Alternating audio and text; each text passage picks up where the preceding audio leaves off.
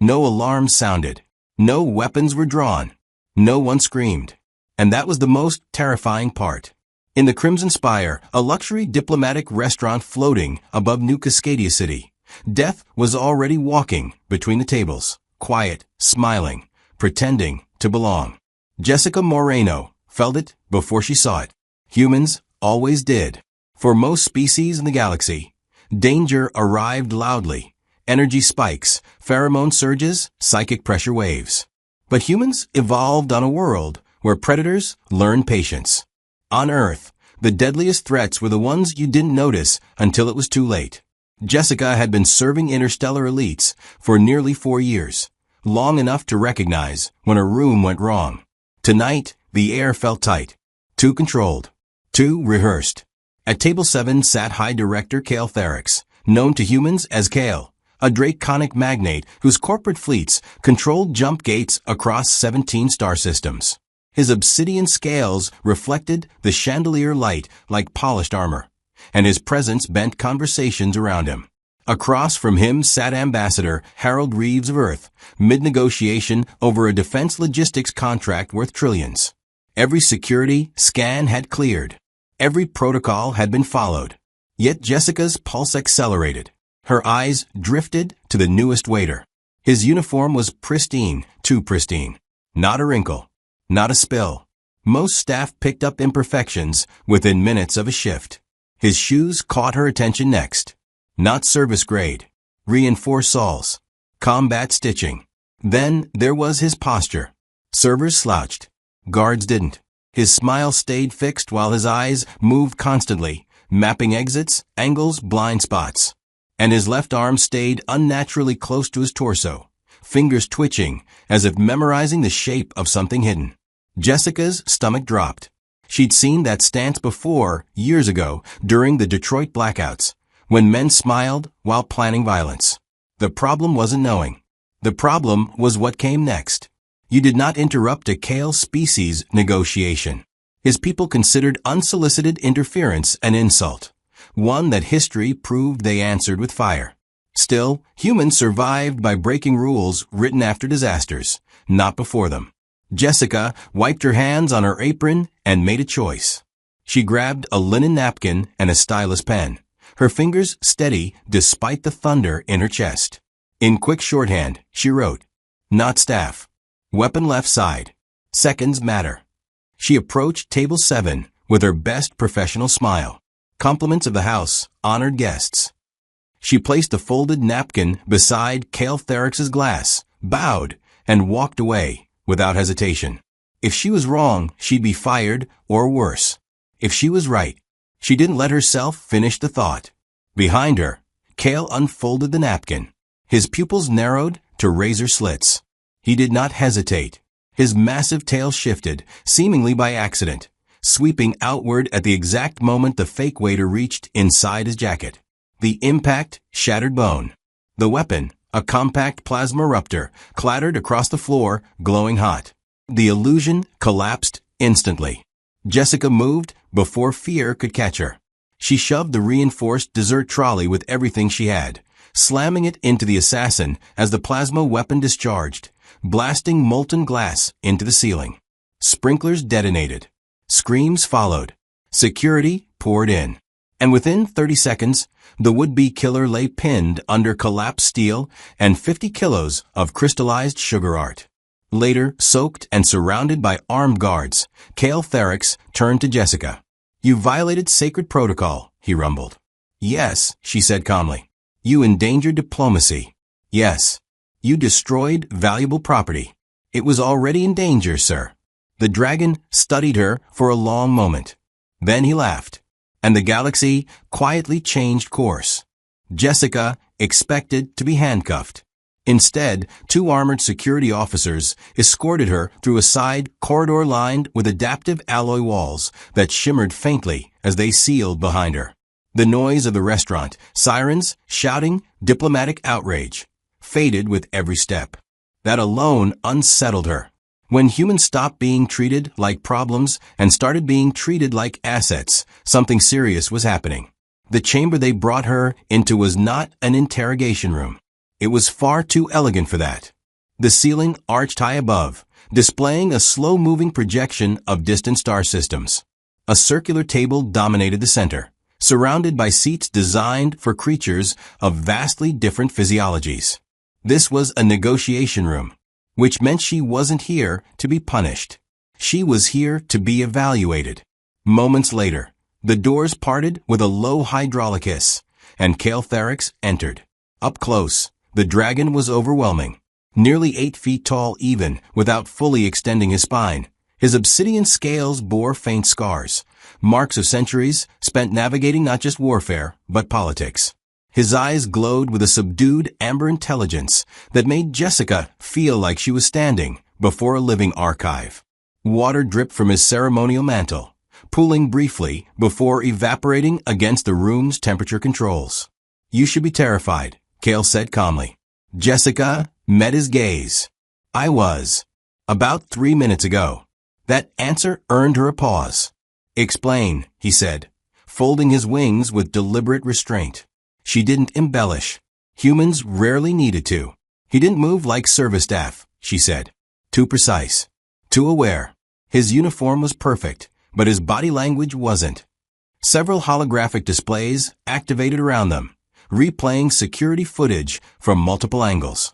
Analysts, both human and non-human, watched silently from behind transparent partitions. Cale gestured toward the projection. Every scanner cleared him. Chemical, thermal, psychic. Jessica nodded. "That's the problem. You were looking for threats. I was looking for lies." The room went still. She explained what Earth had taught her, without ever meaning to. How predators on her homeworld survived by blending in, by appearing harmless, until the moment they struck. How humans learned to sense danger not because they were powerful, but because they were fragile. "We didn't evolve to dominate," she said. "We evolved to notice when domination was coming." Cale circled her slowly, claws clicking softly against the floor. "You risked insulting a sovereign entity," he said. "You risked igniting a diplomatic crisis." "Yes," Jessica replied. "But I risked it because waiting would have killed people." A human analyst behind the glass shifted uncomfortably. Several alien observers exchanged subtle gestures of surprise. Cale stopped in front of her. "You acted without authority." "Yes. You violated 17 formal procedures." "I didn't count them," she said honestly. "And yet," Cale continued, "you neutralized a class-red assassination attempt before any automated system responded." Jessica shrugged. "I pushed a cart." The dragon stared at her for a long moment. Then he laughed. It wasn't loud. It wasn't theatrical. It was deep and restrained, like distant thunder rolling beneath stone. "Humans," Cale said slowly, "are endlessly inconvenient to established systems." He dismissed the analysts with a flick of his claw. One by one, the observers withdrew, leaving the two of them alone in the chamber. "You understand," Cale said, "that this assassin was not acting alone." Jessica felt a chill. "I assumed as much." "Good," he replied, "because that means you also understand that my enemies are sophisticated, patient, and very well funded." She didn't look away. "I grew up during the food collapse zones. Same kind of people. Different scale." That answer earned something rare. Respect. Cale activated another display. It showed trade routes, security failures, diplomatic incidents, patterns scattered across decades. "Others see chaos," he said. "You see alignment." Jessica studied the projection. Even without trying, her mind began connecting points. "That wasn't a random hit," she said. "It was timed, public, symbolic." Cale's eyes narrowed. "Go on." They wanted witnesses. Fear. Proof that even you aren't untouchable. Silence filled the room. Then Cale did something no human expected. He inclined his head. "A human waitress," he said, "just outperformed 3 intelligence divisions." Jessica exhaled slowly. "What happens now?" she asked. Cale smiled, a subtle, dangerous expression. "Now," he said, "I test whether this was luck, or if humanity has been hiding a weapon no one else bothered to notice." Jessica thought the test would involve questions. She was wrong. Caltherix didn't believe in interviews. Words could be rehearsed. Fear could be hidden. But instincts, true instincts, revealed themselves only under pressure. The chamber dissolved around her. Not literally, but the walls shifted, the stars overhead dimmed, and the floor beneath her feet transformed into a glowing grid. A simulation field. Advanced. Military grade. No warning. Jessica asked. Kale's voice echoed calmly from everywhere. Predators do not announce themselves. The grid flared. Suddenly, she was standing in the center of a virtual diplomatic summit. Holographic delegates appeared, 10 species, each with different customs, aggression thresholds, and security protocols. Data streamed into her peripheral vision faster than she could consciously read. A human instinct kicked in. She ignored most of it. Instead, she watched the room. The first anomaly was subtle. A Krail ambassador adjusted his posture twice in under 3 seconds, a stress response inconsistent with his species norm. Another delegate mirrored the movement half a second later. Jessica stepped sideways. A simulated explosion detonated where she had been standing. Good, Kale said. The scenario reset instantly. This time, the danger wasn't physical. A trade negotiation unfolded, layered with false data, half-truths, and emotional manipulation. The system tracked her eye movement, pulse, hesitation time. Other candidates, military strategists, AI cognition experts, even telepathic species, had failed this scenario within minutes. Jessica didn't try to outthink it. She listened.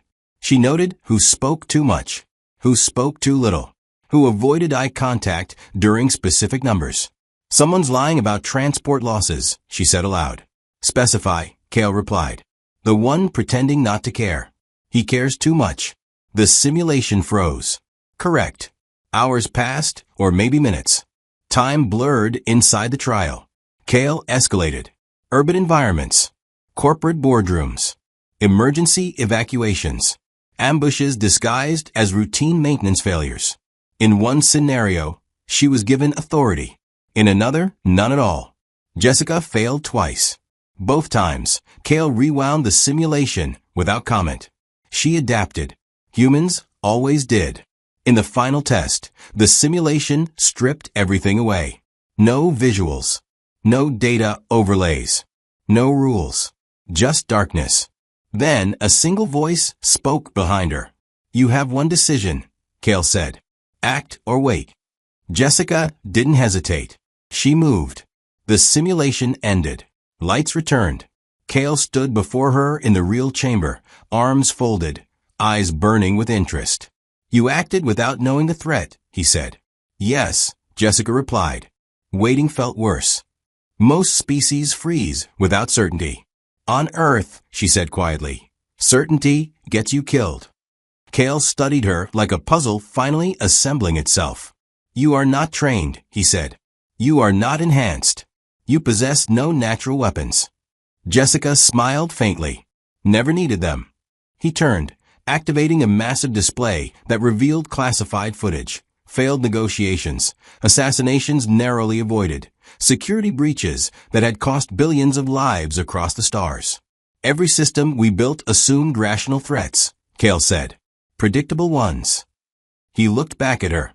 You see irrationality as a pattern. Jessica felt the weight of what he was offering before he said it. I am restructuring my security doctrine, Kale continued, across all stellar dynamics operations, Earth included. She swallowed. I'm not qualified. Kale laughed softly. That is precisely why you are. He extended a data slate. Position, strategic instinct advisor, human division lead. Jessica stared at it. I was serving dessert an hour ago. And now, Kale said, you are redefining how power survives. She took the slate. Not because she wanted power, but because she knew what happened when systems ignored instincts. Kale inclined his head once more. Welcome to the part of the galaxy that doesn't yet realize it needs you. Jessica exhaled slowly. For the first time since the alarms, she felt afraid again. Not of failing, but of how much depended on humans noticing what others couldn't. Jessica didn't receive an office. She received a problem. The data slate Kale had given her wasn't ceremonial. It was alive with alerts, flagged anomalies, and half-buried incidents that other systems had already categorized as resolved. To a machine, the patterns were noise. To Jessica, they were fingerprints. She sat in a temporary operations room aboard Caltherix's orbital platform, a structure so massive it bent local gravity slightly. Around her, non-human analysts worked in near silence, their interfaces optimized for speed and logic. They watched her cautiously. She wasn't one of them. She was human. And humans, in the galactic hierarchy, were still considered provisional. Jessica didn't argue. She never had. Instead, she watched. Within her first hour, she flagged 3 incidents that had occurred years apart in different systems. Minor cargo delays, misfiled maintenance reports, a diplomatic courier who arrived 2 minutes late. False positives, a senior analyst said. Jessica shook her head. They're rehearsals. Kale observed from a raised platform, saying nothing. She zoomed in on the data, overlaying timelines manually instead of relying on AI synthesis. These aren't attacks, she explained. They're confidence tests. Someone is probing response times, authority thresholds, and human involvement. The room grew quieter. Why human involvement? The analyst asked. Jessica leaned back. Because humans break models. And anyone planning something big wants to know how unpredictable variables behave. Kale's eyes narrowed. Continue, he said. Jessica highlighted another set of records, security overrides that had been authorized too quickly. Someone is training your people to respond on autopilot. That got their attention. Within days, Kale made her assessment official. Human instinct teams would be embedded alongside traditional security structures, not as commanders, but as observers with override authority. The backlash was immediate. Several species protested. Others mocked the idea openly. Your empire is defended by waitstaff now, one rival executive sneered during a closed council session. Kale didn't respond. Jessica did. Waitstaff notice what others ignore, she said calmly. That's why your assassins failed. Silence followed. Not approval, but reconsideration. Her team started small. 5 humans. No weapons. No enhancements. Just people who had survived unstable environments. Disaster medics, urban planners, crisis negotiators, former journalists. They weren't trained to fight. They were trained to notice. The first real test came sooner than expected. A trade summit on the edge of contested space, neutral ground, layered security, perfect compliance. Too perfect. Jessica walked the venue hours before the event, watching movement flows, listening to conversations, noting where people lingered too long or avoided eye contact. Then she saw it.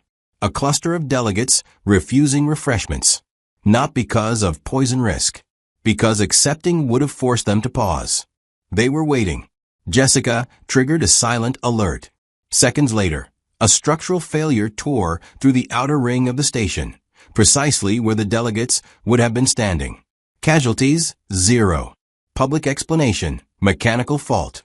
Private conclusion, confirmed hostile coalition. Kale reviewed the footage later with her alone. You saw hesitation, he said. I saw anticipation, Jessica replied. From that moment, resistance faded. Not because humans were strong, but because humans were right. Jessica's methods began spreading quietly. Other powers requested human observers. Some asked for training. Others demanded data models. Jessica refused to formalize it. Instinct doesn't scale like software, she said. It spreads through experience. Kale watched her reshape his empire without ever raising her voice.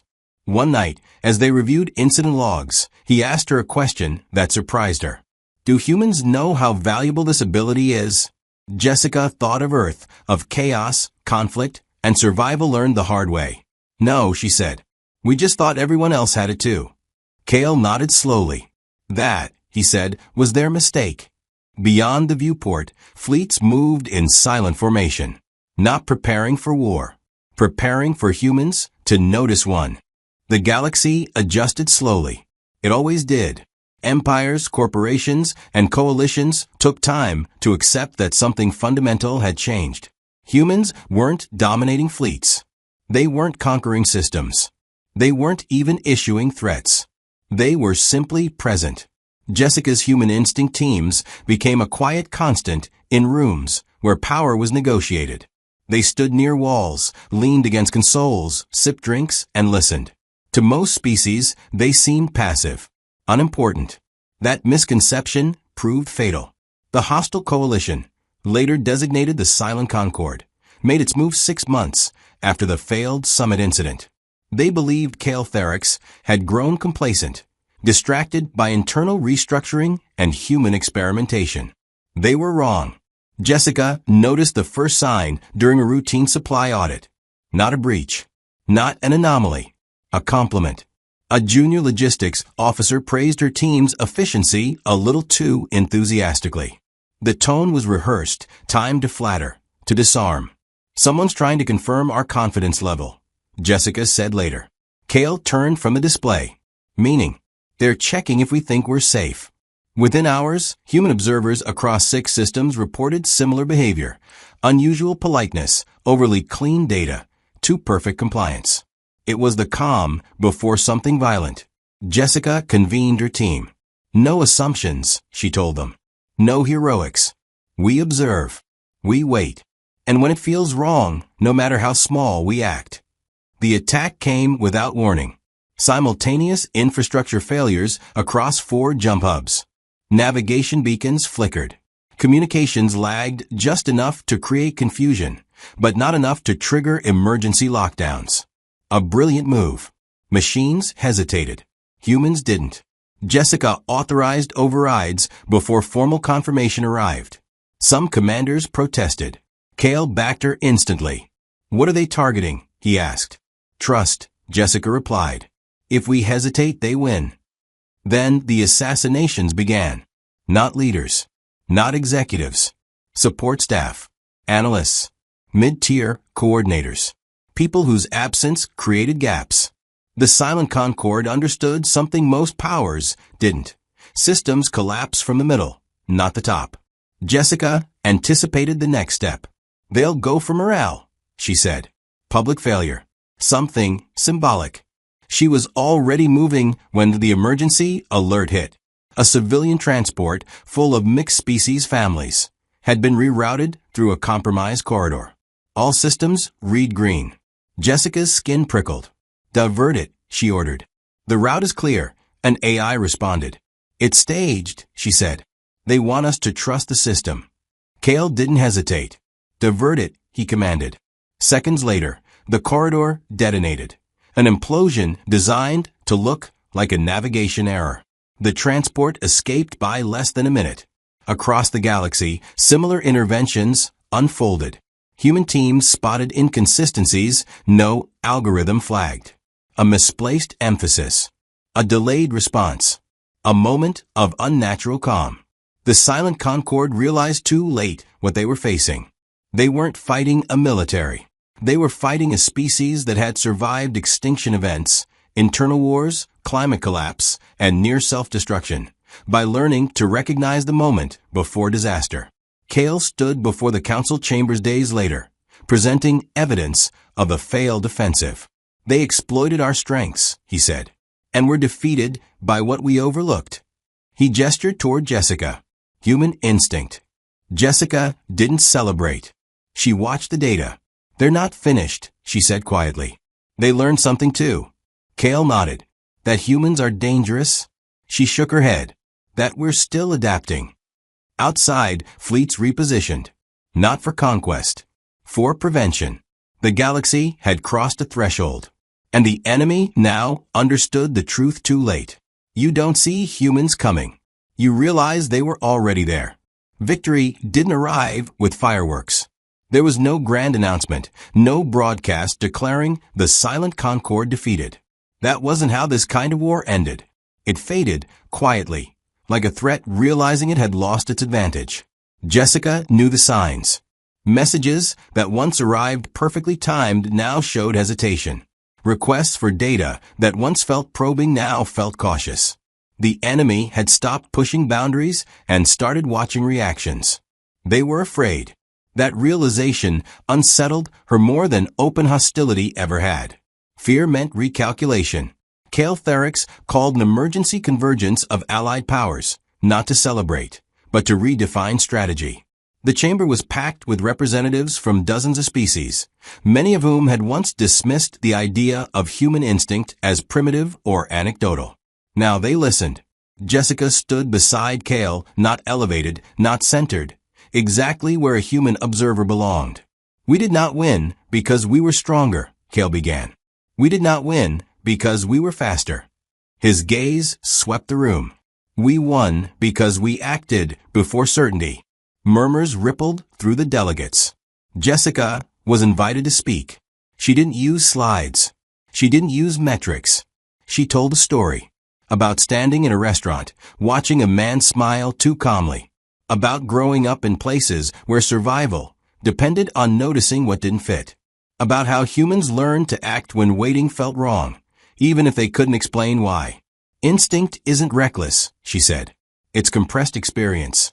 Some delegates objected. "You advocate acting without proof." Jessica nodded. "Proof arrives after consequences." Silence followed. The council debated for hours. Protocols were rewritten, not replaced, but amended. For the first time in galactic history, human override clauses were formally recognized. Not absolute authority, but permission to act when systems stalled. Kale signed the accords without hesitation. After the session, Kale and Jessica stood alone at the viewport, watching fleets hold position across the stars. "They will adapt again," Kale said. "Yes," Jessica replied. "So will we." "You do not fear escalation?" he asked. She thought of Earth. "No," she said. "I fear complacency." Kale smiled faintly. That night, Jessica received messages from across human space. Requests for guidance, training, integration. She refused to centralize it. "Human instinct isn't owned," she said in her reply. "It's shared." Instead, she built mentorship chains, story exchanges, scenario walkthroughs, not doctrine, culture. The Silent Concord attempted one final probe weeks later, a misinformation cascade designed to trigger human overreaction. It failed. Humans noticed the emotional manipulation instantly. The enemy went silent. Officially, the conflict ended without a declaration. Unofficially, the galaxy had learned something irreversible. Power didn't belong to the strongest. It belonged to those who noticed first. Kale watched Jessica prepare to leave the platform. "You could stay," he said. "Command. Influence." She smiled. "If I stay, I become predictable." He inclined his head. A very human answer. As her transport departed, Kale understood the final lesson humanity had taught him. The most dangerous force in the galaxy was not a fleet. It was a species that refused to stop paying attention. History didn't record Jessica Moreno's name in bold. There were no statues raised in her honor. No starships christened after her. No holidays declared to commemorate the moment humanity quietly rewired galactic survival. That was intentional. Humans didn't need monuments. They needed continuity. Years later, analysts would struggle to pinpoint when exactly the balance of power shifted. There was no single battle to reference, no dramatic collapse of an enemy empire. The Silent Concord dissolved slowly, member by member, as its strategies stopped working and its confidence eroded. Fear had replaced certainty, and fear made mistakes. Jessica returned to Earth without ceremony. New Cascadia skyline looked smaller now, quieter than the orbital platforms and interstellar councils she'd left behind. But it felt right. She took a modest position teaching risk assessment, not in a military academy, but at a civilian institute that trained emergency planners, negotiators, and first responders. Her students came from everywhere. Some had survived wars. Others had survived disasters. A few had survived nothing at all, but wanted to learn how. She never taught them how to fight. She taught them how to notice. "Danger rarely announces itself," she'd say. "It blends in. It smiles. It waits for you to assume everything's fine." Across the galaxy, human observers became a permanent feature of power structures. Not rulers. Not enforcers. Witnesses. When a trade agreement stalled, humans noticed who suddenly grew impatient. When a fleet repositioned, humans noticed what wasn't said in briefings. When a system went quiet, humans noticed whether it felt peaceful or staged. Other species adapted, but never quite caught up. Because humans didn't rely on a single sense. They stacked them. Emotion, pattern, experience, doubt. Caltherix, now older by a few more scars and centuries of wisdom, often reflected on the moment everything changed, not during the attempted assassination, but afterward, when he chose to trust a human instinct over flawless protocol. In a private address to his successors, he summarized humanity in a single sentence. They are the species that acts before certainty and apologizes only if necessary. The galaxy listened, not because humans demanded it, but because ignoring them had become statistically unwise. Jessica received one final message from Cale years later. It contained no data, only words. We avoided 3 catastrophes this quarter. None of them triggered alarms. She smiled when she read it. That was the point. Humanity didn't prevent disasters by being louder or stronger.